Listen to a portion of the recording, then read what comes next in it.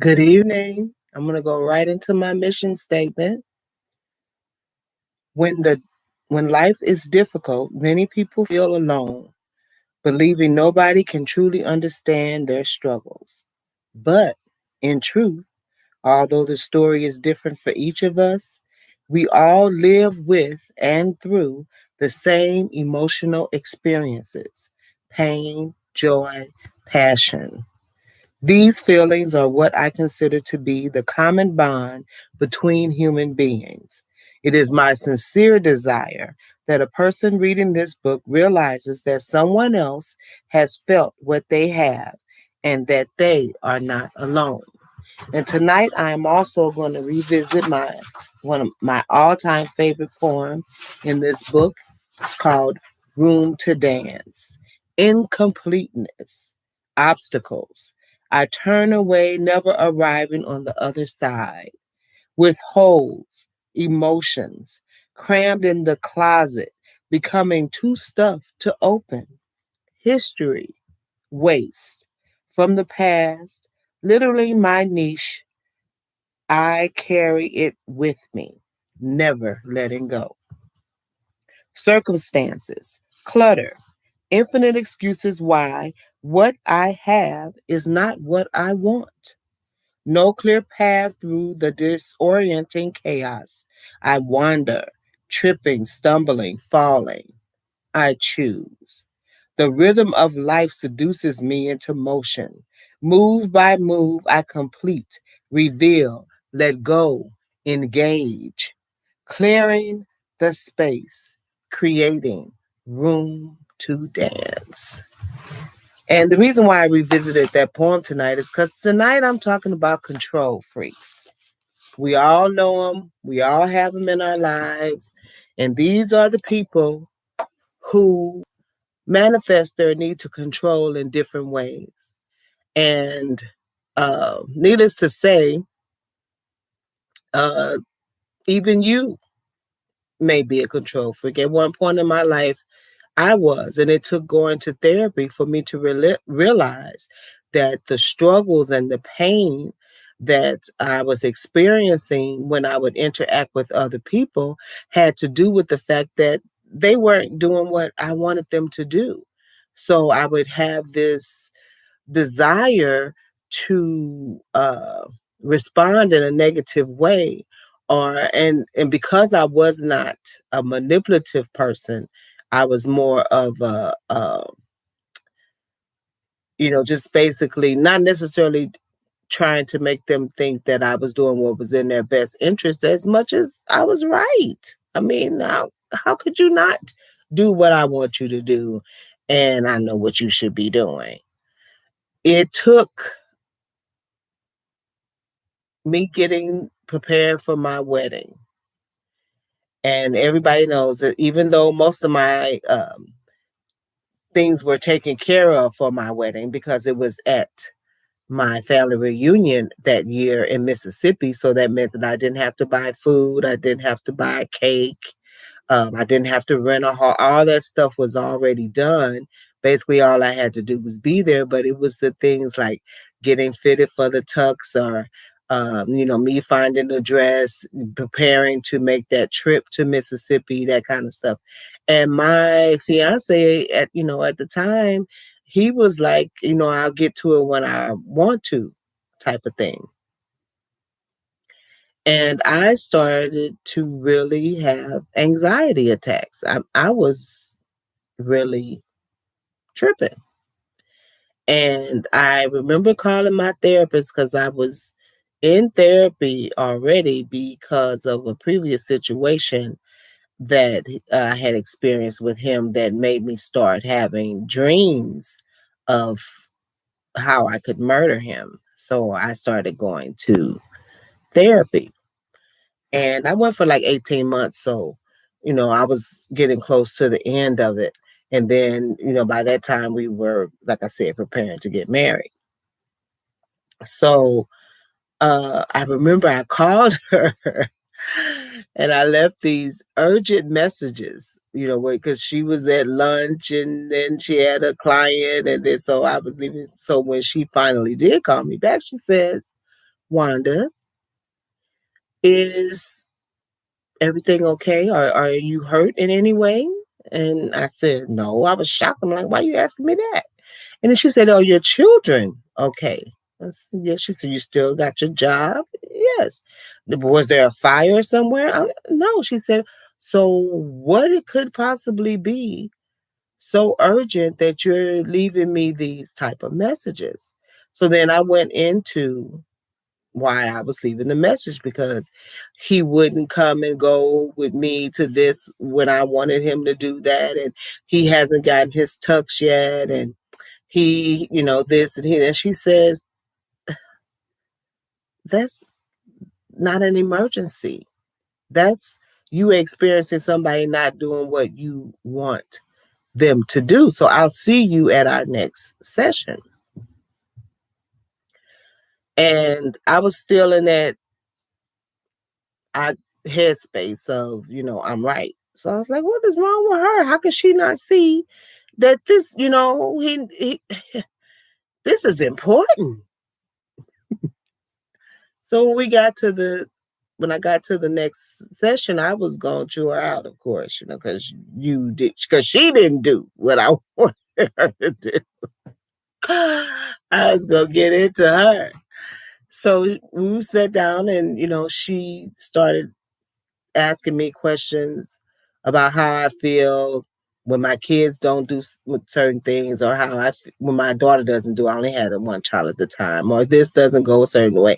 So then I started to see where she was going, and all of this stuff was outside of me, things that I felt like I should have control over, and in reality, I didn't. And she was able to help me see that the only control that you ever truly have is of yourself, not even over your children, just because you bore them, or you're in charge of taking care of them. They still are individuals who have their own mind and the ability to do what they choose. They have free will. And it I'm the type of person, if you hit me with something that, number one, is common sense, number two, that makes sense, number three, that hits in real time, you can see, okay, I get this, then it's all but cleared up for me. I realized that what I needed to do was to work on me. I needed to work on understanding that I did not have control over other people. No matter how much I wanted to, there was no way for me to truly force them. Bribery, or being mean, or the silent treatment, or being withholding. None of that usually worked. And if it did work, it was temporarily. And then outside of being temporary, that person resented me. Then they were mad at me, and then I'm not understanding why they're mad at me, because of course I'm just doing this because I know that it's right, and because it's right, you should want to do it too. You know, but it doesn't work like that. I have several people on my Facebook page that are struggling with their control issues. And the way that they deal with it, it's all different. One lady, she gets upset when people push back from her doing what she, quote unquote, calls helping, because of course she knows what's the right thing to do, and that everybody should just fall in line, and that, how she can't understand how, they don't want to do what it is that she says to do. So instead of her recognizing, even when other people say to her, these are adults and they have the right to choose and to make their own decisions, she still gets upset. Well, but people should still, want to listen to other people, and and I've been there before, and I've done this and I've done that, but she doesn't hear that she's saying I, and that it's not about, if it's about you, then you do that. But you're not making it about you when you claim that you're trying to help somebody else. You can't have it both ways. You live your life the way you want to live it, and you allow other people to do the same. And if they come to you and they ask you for help, then that's something totally different than that you just make up your mind that you know the right way for them to go. We all have the ability to choose our destinations, our destiny, our life path, the way that we want to be, or the way that we want people to view us as being. For me, I made the decision that when other people interact with me, that I leave something of substance with them, and that I also allow them to feel like they can be who they authentically are with me.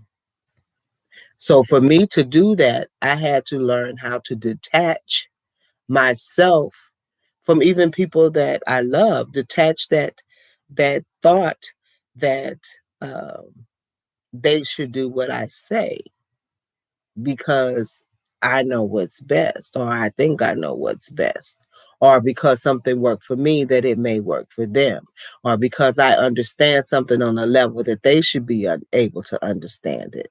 Those were things that I struggled with. I would not understand how people could not sit down and write a list of pros and cons before they made decisions.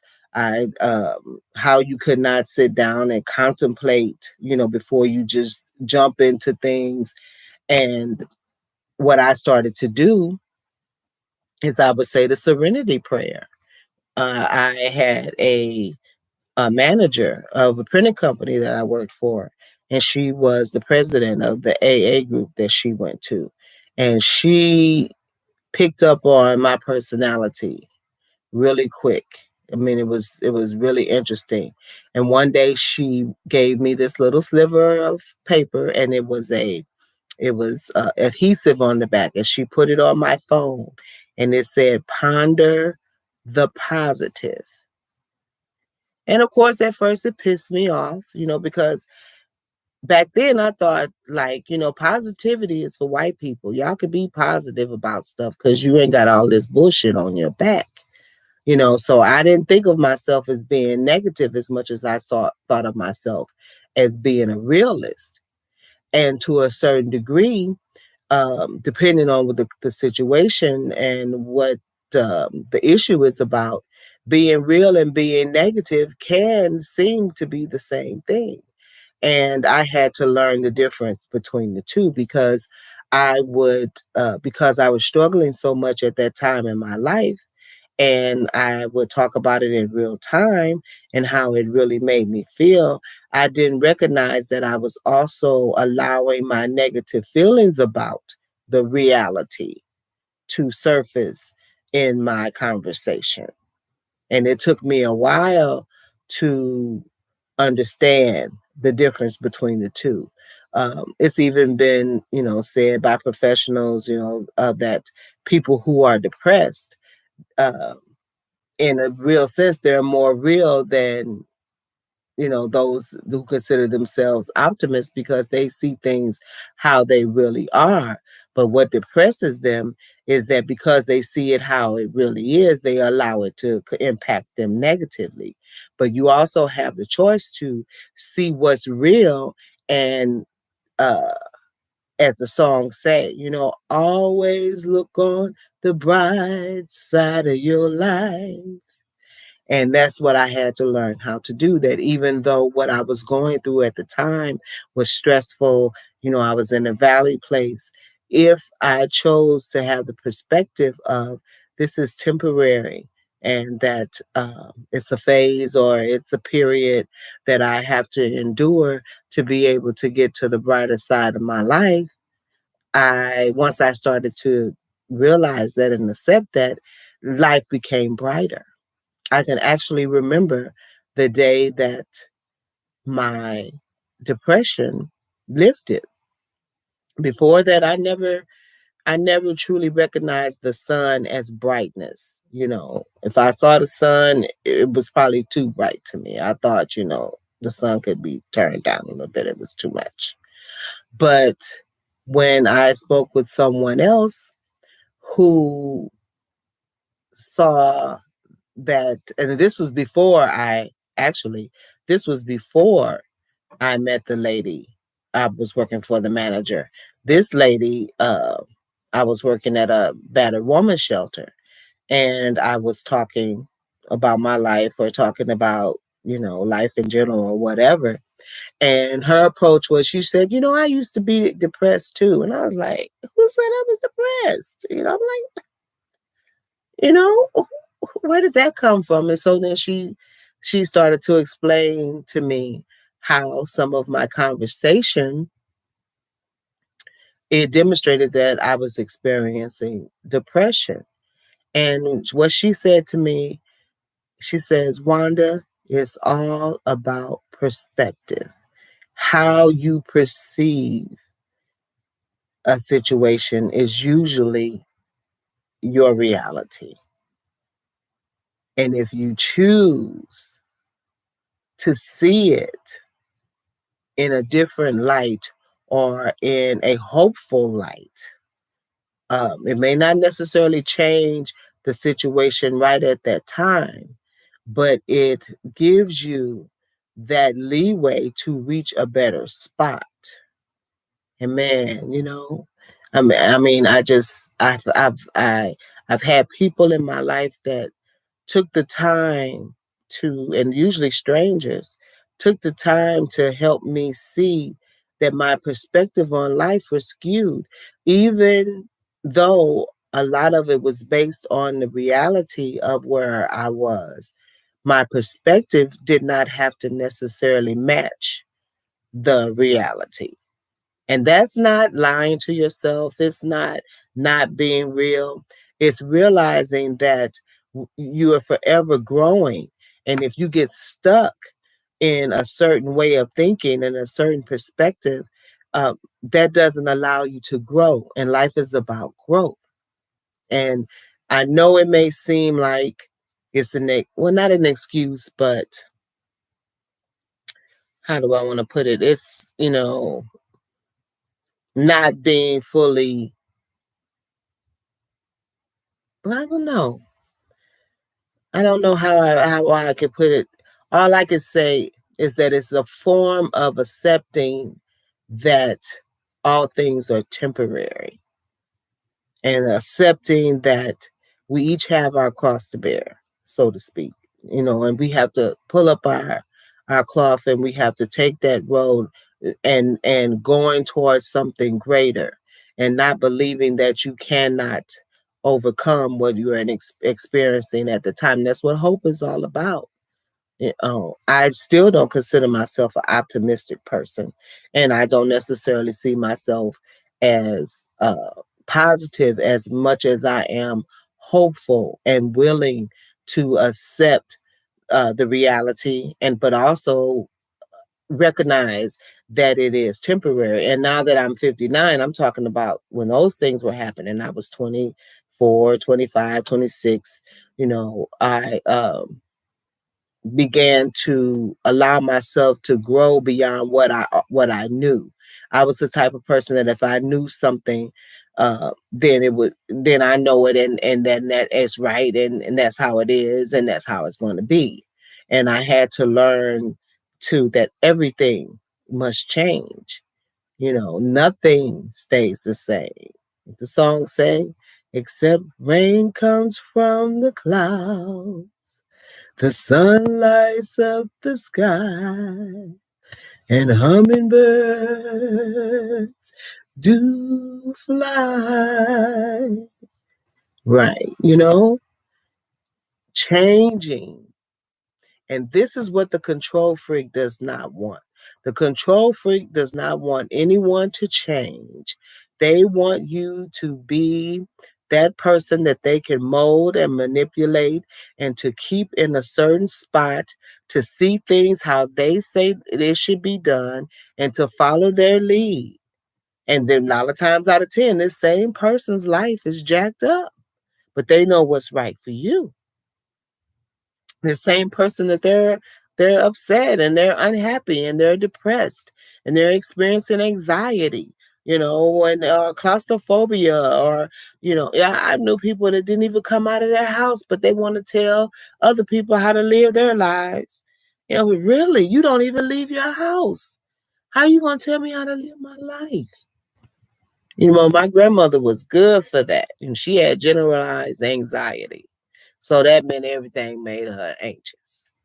I'd get ready to go somewhere. Oh, don't get on the train. And watch when you get on the bus. Don't go down that street. Don't go on that side of town. Don't do this. Don't do that. Why you want to do this? Why do you have this? I mean, just 100 million questions, but she wasn't going to do nothing. It would have been just as content for me to sit there with her and do nothing. No, I have to live. I feel the blood coursing through my veins. I know that these ideas and these things that I desire, that they can manifest themselves if I put forth that effort, and if I come out of my environment and reach out to wherever I need to go to get to where I want to be. And there's no need for you to question why I want to do what I want to do, because I'm in control of my life, as you should be in control of yours, because you choose not to live. Why would you want to stop me from living? That's the worst kind of control freak. Another kind of control freak is the one that knows everything that you should be doing. Everything. They got an answer for everything. You know, they know exactly how it should go and why you should do it this way. And it usually just comes down to because that's how they would do it. Well, I would do it. And if it was me, and if you listen to me, or had you listened to me, really, really. But you the same one that's still bitter because that man left you 20 years ago. You didn't have 15 in between him, but you still mad at that one for whatever reason, you know. And 9 times out of 10 is because he didn't let you control him. He didn't want to do it how you wanted it to be done. And it is so unfortunate. And men's control um oftentimes leads to violence. Some women can be too, but if a man is trying to control you, he's not he'll use manipulation, you know. He will. He'll use manipulation. But if that doesn't work, he's going to ratchet it up. Pretty soon you won't be able to leave the house. You can't talk to nobody, and if you do, you got to cook a certain way. You got to dress a certain way. You got to look a certain way. I mean, they really clamp down with their control, whereas women, we're more verbal and we're going to try to manipulate and guilt you, or shame you. But men, when they want to try to control you, and I have a friend that's going through that experience right now, and it's sort of sad because this guy don't realize that she's the last person that you're going to control. So she end up cussing him out, and then they end up stop talking to each other for a while. And I don't think he allows himself to understand that, she's not like the other women that he's had in his life, that he was able to manipulate and to control, because he's not a violent type of guy. But he keeps trying to come up with all these different avenues to try to make her fit the mold that he's desiring to see her be in. And it's sad to watch because it's obvious that they have some type of connection, but all of their encounters end up in a shouting match and them going against each other because he's trying to manipulate her into being somebody that she's not. And I was recently in a situation where it wasn't as severe, and this person thought that because of my giving nature, because of how I try to edify and, uplift men, verbally, in my speech, that I have a listening ear, that I care about Black men's health, all of those. All He wasn't used to any of that. So to him, that made it, he obviously thought I was a sucker. And I don't understand how he could get that out of that. But he did, he did. So, I just had to put the gallows down and chop it off. And then he's all like, what did I do?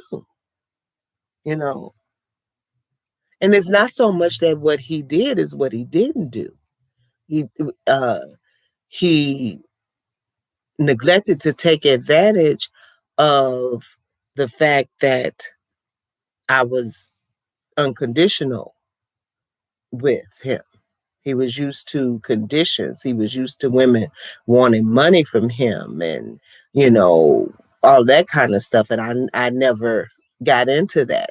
So he couldn't vibe because he was the typical Captain Save-A-Hole. And there's another example of a person who is stuck. He feels like he's right. And he's such a control freak that he's going to hold on to that he's right, even when he's been proven that he's wrong, because he can't change the way that he thinks, or he chooses not to change the way that he thinks. So I can't deal with that. So, I just let that go. And then I become the bad guy because I would not have fallen in tow. I was supposed to just be controlled. But that's never gonna happen because I understand that I have free will. If God Almighty does not try to take away my free will, why would I give it to man? Hmm. And then we have the control freak that if they don't get their way, then they become the martyr. And I do this and I do that. And, people they just mistreat me. All I was trying to do was to help. But did they ask for your help or did they need your help? But that's not really what you were trying to do. You passively aggressively made suggestions, or not even suggestions, tried to tell people what to do and try to uh, get what you wanted. And when it still didn't work that way. So now you're the victim when all you had to do is allow that person or persons to be who they are. What's wrong with listening to somebody else's point of view? How can it be that you're the end all, know all, and be all of a situation that involves somebody else and somebody else's life, even when it comes down to your children? How do you expect for them to know who they are if you don't help to draw that out of them, because you're constantly trying to instill in them things that you want them to do, whether it fits or not? And you see it all the time. The lawyer father that wants the son to be a lawyer, the nurse mother that wants their daughter to be a nurse. Excuse me. Not recognizing that they have their own path and they very well may want to do something else. But instead, you use guilt and shame and, playing the martyr role, whatever it is that you could do to try to get them to toe the line that you've drawn. It's no fun trying to control everybody's life. You see these people that do it, they're miserable. They're always complaining that nobody gives them anything because you're too busy giving. And then when somebody tries to give you something, that your control says, "Oh no, no, I'm fine. That's okay." But then you turn around And when you're, down, you want, well, nobody ever does anything for me, because that's not what you want. Most people that want to be in control, they want to control how, when somebody gives them something, or what it is, or when it is.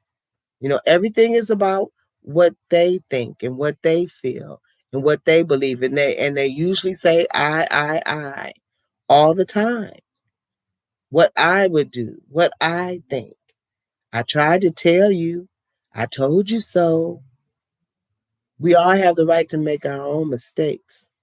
I mentioned detachment. I got into uh, detachment, learning about detachment through Deepak Chopra. He has a book, and I think it's like the 11 steps to detachment. And detachment is not a negative thing. What detachment is that you recognize another person's autonomy, and that you only go so far in how you deal with that person, in as far as how, what they do with themselves and their lives. And it's basically unconditional love at the end of the day. Because when you unconditionally love someone, they get a chance to be who they are, express themselves, and live their lives as they see fit, without you being overbearing, uh, making remarks about their choices, you know, uh, keeping people from doing what they want to do, holding guilt and shame over their heads, uh, just allowing a person to be free to be them. Even though I had issues with control, from an early age. And a lot of that had to do with, because I didn't have any as a child. Also, all of my decisions were made for me. I was not able to make my own decisions, other than when it came to food. And then that became an addiction for me, because that was the one thing that I could control. And even though I did control that, I was still um, talked about and made to feel ashamed of the fact that I ate so much. So, it was still, even that thing that I was controlling, I was still doing it wrong. So it still didn't hit me uh, in the way that it should have, that I could be my own person to a great degree. But then on the other hand, there was still that part of me, the me that nobody knows, that in the back of my mind, that I would be like, I know that I'm this, I know I'm not that. I would reevaluate myself after listening to someone else's evaluation. And also journaling kept me sane enough, to the point where when I got to therapy and I could get that true help that I needed, and also learn to how to reparent myself. you know, Repairing yourself as a person requires a lot of self reflection, and being willing to really sit with what you don't like about yourself, and determining is what needs to be changed, and what you do like, and what needs a little tweaking, or what you're willing to, you might not like it so much, but you're gonna hold on to that because you might need it later, the type of thing. I mean, you have to really, really want to be the best that you could be. You have to really, really want to know what you're thinking, like metacognition, thinking about what you're thinking about. You have to learn how to do that. Do you know how to do that? Do you know how to pay attention to what you're thinking about? Because when you learn how to do that, you are truly in control. When people say, I wasn't thinking, or that didn't seem like that was me, that's because they don't have any control over their thoughts, and they don't know how to think about what they're thinking about. So when a thought comes in their head, they just, respond spontaneously, and then they have to pay the repercussions for all of that. And I've always had that ability even as a little kid. I can remember having a thought in my head and then questioning, why did you think that? That's not right. Or, oh, that was really smart. Or, wow, I can't believe you thought that.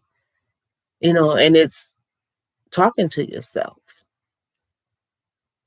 It's having such a deep relationship with yourself that you can know what you're thinking before you think it.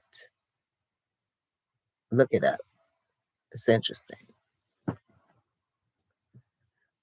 So when you detach, you see a person and you say, yeah, I wish that they would. And then you stop yourself and you say, no, my wishing for what they would do doesn't matter.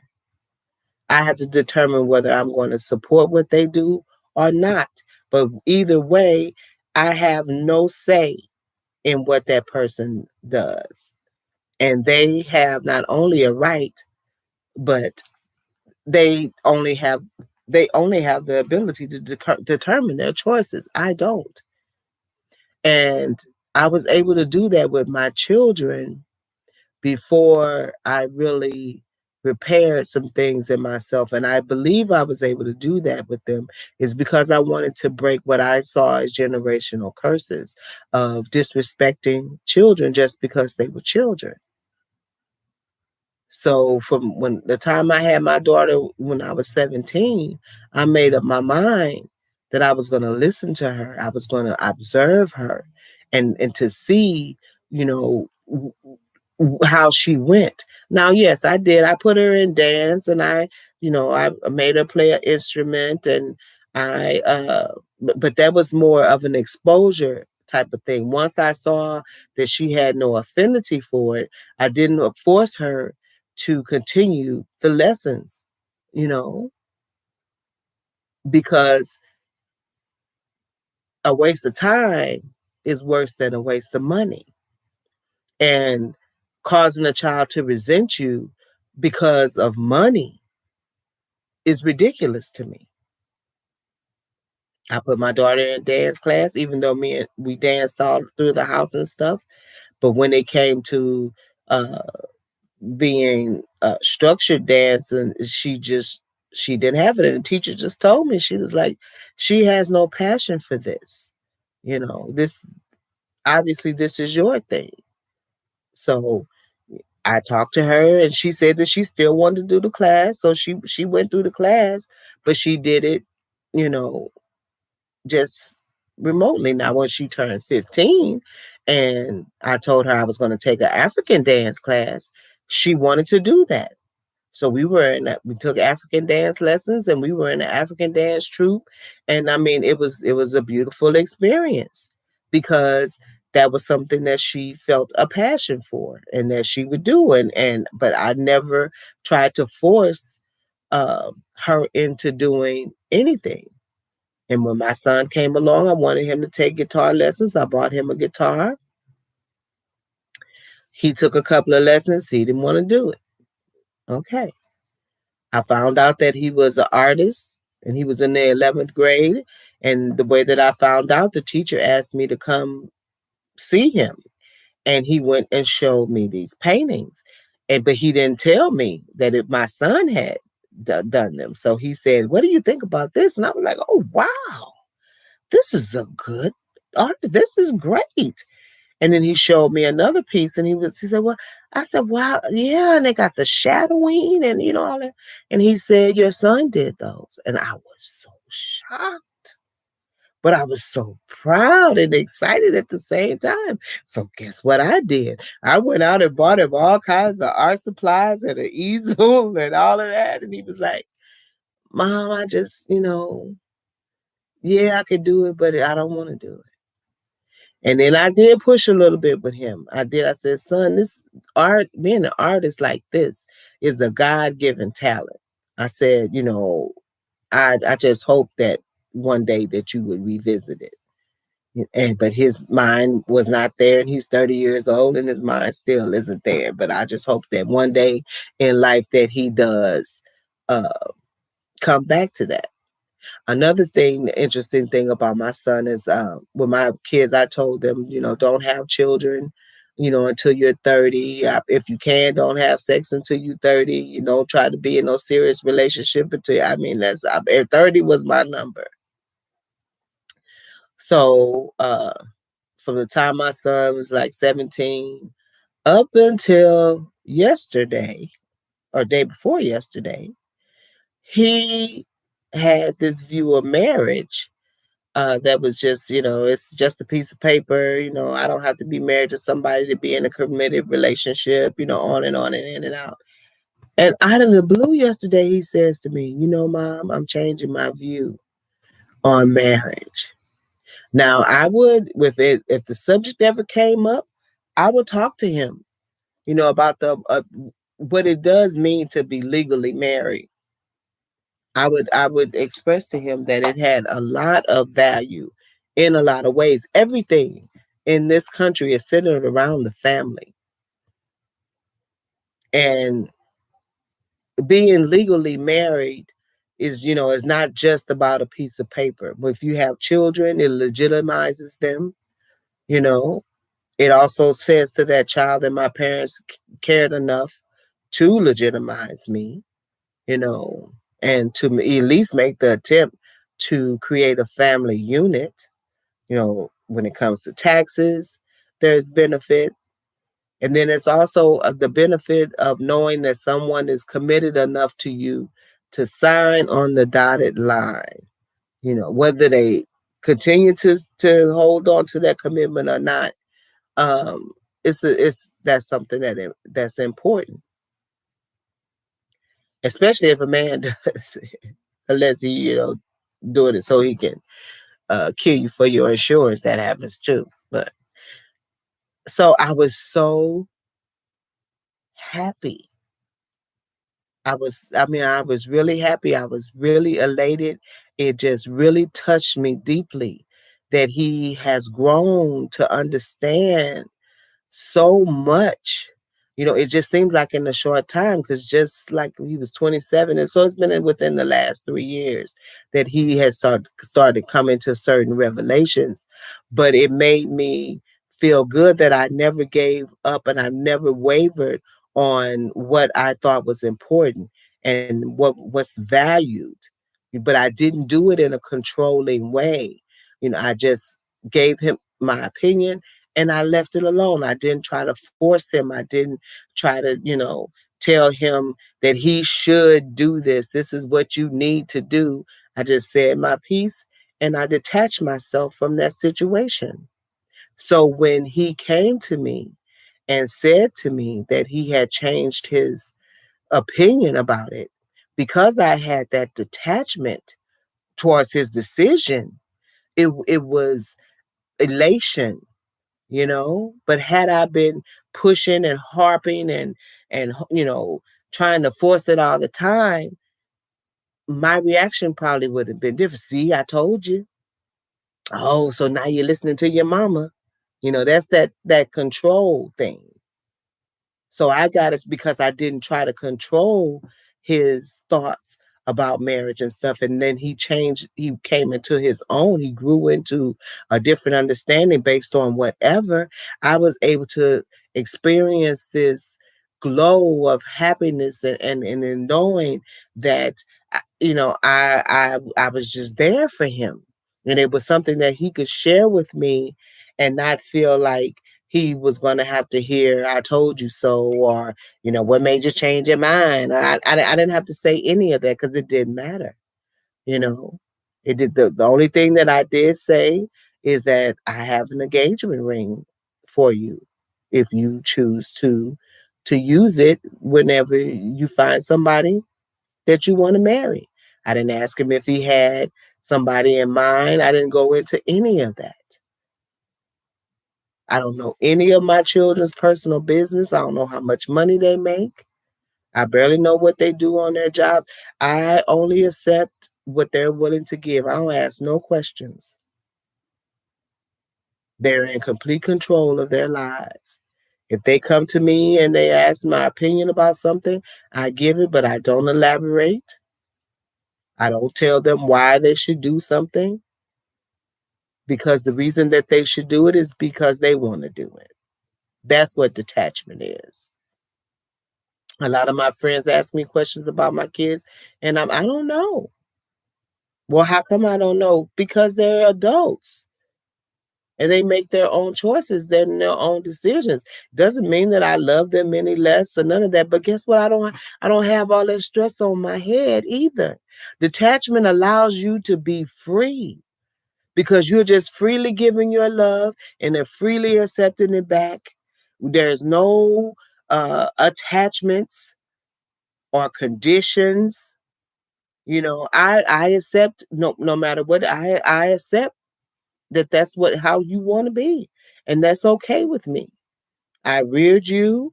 I told you what it is that I believe in, what I think is important, what I think is valuable, and outside of that, that's up to you what you want to do. With my youngest, you know, I will say that it's more of a struggle to not want to make more suggestions or not to have more to say. Um, and it's for various reasons, but I still, because I practice detachment, I say my piece and I let it go. And I ultimately let her know. We had on Friday, we had a situation. She said she wanted to do something. And I said, why you want to do that? And then she gets upset. And I'm like, no, I just asked. You're an adult. You can do whatever you want to do. My why was not the why that you shouldn't do it. It was, I just wanted to know why. And I'm glad that I can express that because her reaction was based on how she views me as being her mother, as still being in control to a certain degree, but she has to deal with that. She has to grow out of that because that's not who I am as a mother to her, but that's her view of what a mother is, if you get what I mean. Because I immediately told her my why wasn't a mama say don't do why. My why was just simply investigation. I just wanted to know why. But she took it as I was saying why and you shouldn't do it. And that's not true by any means. Do you? Because I'm going to live my life and I don't try to control other people because I'm not going to be controlled. I'm not going to be a hypocrite, not even with my own children, not with any of my friends, not with the man that I'm involved with. I'm not going to control anyone. And people who feel the need to control others are 9 times out of 10 out of control themselves.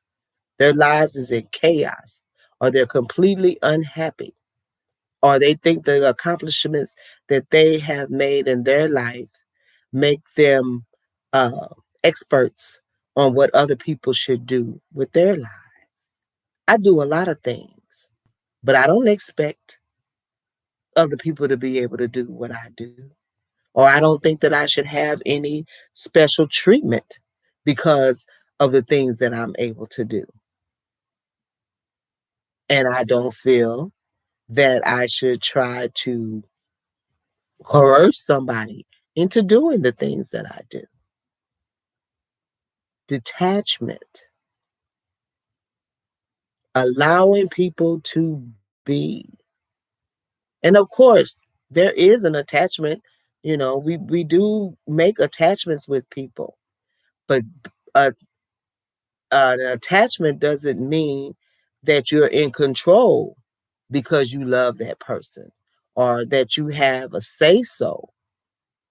It has to be a shared experience. All relationships, no matter how they are, should be a shared experiences. Even corporations have come to understand that they get more out of their workers if they are share why they're doing what they're doing or why we're taking this direction, you know, that hierarchy thing is just slowly coming down. You're seeing it more and more in corporations. You know that they're trying to mesh more with their associates because they're all adults. Yes, I'm working for you, but I'm not your slave. And yes, you may be the CEO, but I'm the one that's putting out the work. So why shouldn't I know, why I'm doing what I'm doing or what direction the company is going in? That you just gonna move me around like a pawn because you're paying me, 7.75 an hour or whatever the case may be. And for so long, that has been the system and the way things have gone. But as the turnaround rate gets more and more, and the theft in the company and the sabotage and the just lack of production and all of that stuff has weighed on corporations to the point that they've had to make assessments, you know, and the answer is because people want to feel like they have a role in the decisions that are being made that affect them daily. My kids had choices. I was one of those mothers that I would say what y'all want to eat. If one said hamburgers and the other one said hot dogs, guess what? We had hamburgers and hot dogs.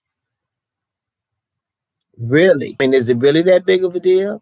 9 times out of 10, I was buying hamburgers in the package and hot dogs come in the package. They both was open in the refrigerator anyway. So why am I going to make a big deal about one eating a hamburger and one eating a hot dog? Or one wanting a peanut butter and jelly sandwich and one want a pack of noodles. But there are families that have these control issues. No, I made this decision. This is what you're going to eat. We didn't have no food wars in my house. We're not fighting over food. That's not going to be an issue. Especially when we had an abundance all the time and we had a variety all the time. Why should that be an issue? Just because I'm the mama? Just because I'm paying for it? Your taste have to be my taste? Or just because I made a meal already and you chose that you didn't want that? I got an issue with you eating a peanut butter and jelly sandwich? Really? I mean, it's these little ways that we could try to control. Like my mother, we all had to wear long sleeves, even in the summertime, because she preferred long sleeves. Seriously. I just, you know, and hey, it is what it is. For whatever reason, she felt and thought that way. But for me and then in my house, my children you have to let them make choices for them to know how to make choices. You can't rule over them and be in control over everything that they do. And then at 18, turn around and expect for them to be able to live an adult life and make the correct choices in life. When 9 times out of 10, you weren't showing them how to pay their bills, to do a checkbook. Some people don't even teach their kids how to cook, none of that kind of stuff. But usually that parent that's like that, they're going to go to the kid's house and run their house if they let them. Because that's where they get their sense of importance from. But guess what? You're important whether you ruling over other people or not. You don't have to have control over somebody else to feel good about you. And if you do, something's wrong with you. If the only way you feel good about you is that you could tell me what to do and I do it, something's wrong with you. If the only way that you can feel that good about you is that you make suggestions and I take every last one of them, something's wrong with you. Why come our brains are not attached? We are all individuals to that degree. The way that I think, the way that I talk, the way that I walk, all of that is instinctive and unique to me. So why is it that you feel that if I don't do it how you say do it, that I'm wrong? You didn't make me. And when a grown person does it to another grown person, it is disrespect. It's disrespect no matter what, but it is truly disrespect. I've seen friendships where people are friends with people and they got that one person. She trying to tell everybody what to do. She's going to run everything for everybody else. She got all the answers. And then she ends up sick or unable to do something. And don't nobody want to be around her because she's not going to listen anyway. Because even on her sick bed, she's still trying to run it. Try to wash her face. No, don't do it like this. Do it like... Yeah. But you can't wash your face. I went through that with my husband when he got to the point where he couldn't take care of himself. I don't know how many times I literally had to cuss him out. Look, you don't have no legs. You can't use with one arm. You can't see. You don't have no touch. And you still trying to run something? You get in the tub, you can't get out. You gonna try to tell me how to get you out? Did you even get in? What? Enjoy the ride, brother. Be glad you got somebody taking care of you. Why you trying to run it? But when he had his legs and when he was free to do what he wasn't trying to control nothing. He was too busy doing his thing. But once he got sick, now all of a sudden, he know everything. If you knew so much, you wouldn't be in this shape that you in. You would have took control of you, so you wouldn't be in this situation. But now that you're in this situation, now you know everything, and you're going to try to take control of everything. Listen, by now y'all know I could talk. I'm going to end this last 3 minutes by saying, do you learn how to detach from the things that have nothing to do with you and the people that have nothing to do with you? And even if they're your children, ask more than tell more. That's why a lot of people don't know anything about their kids because they're too busy dictating, and putting the hammer down. Do as I say, not as I do. All of that stuff. It didn't get us anywhere because they're not going to do what you say. They're going to do what you do. And if you're doing wrong, and if what you're doing is wrong, or if you're ignorant, you're uneducated, or if you have these outlandish ideas, some of them be strong enough to not follow you.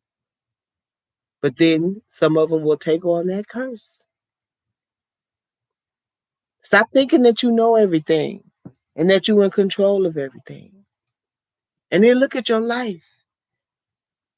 If you're unhappy with your life to any degree, you shouldn't be telling nobody nothing. You should be trying to work to your happiness, work to better yourself. You don't have time to be in other people's business. And stop taking on so much, trying to be helpful. Trying to prove that, you have to save a hoe. No, it don't work like that either. Because all you're going to do is put yourself in the line to be used. And then you're going to feel like you're being mistreated on top of that when you put yourself in that situation. Control freakism needs to stop. And it could be superwoman syndrome, Kappa save a hoe, same thing. The woman that wants to do everything for everybody, got all the answers. And then when she died, the whole family fall apart because she was taking care of everybody. You see that happen a lot. And I ain't lying. Big Mama was doing for everybody, paying everybody's bills, telling everybody what to do. Big Mama gets sick. Big Mama got to go to the nursing home because don't nobody want to be bothered with her because they know they still got to hear her mouth. She's still going to be trying to run it. So then she end up feeling bad and depressed and like a martyr because don't nobody want to be around her now that she can't do nothing for them. That's what happens to superwomen. You get left behind. Good night.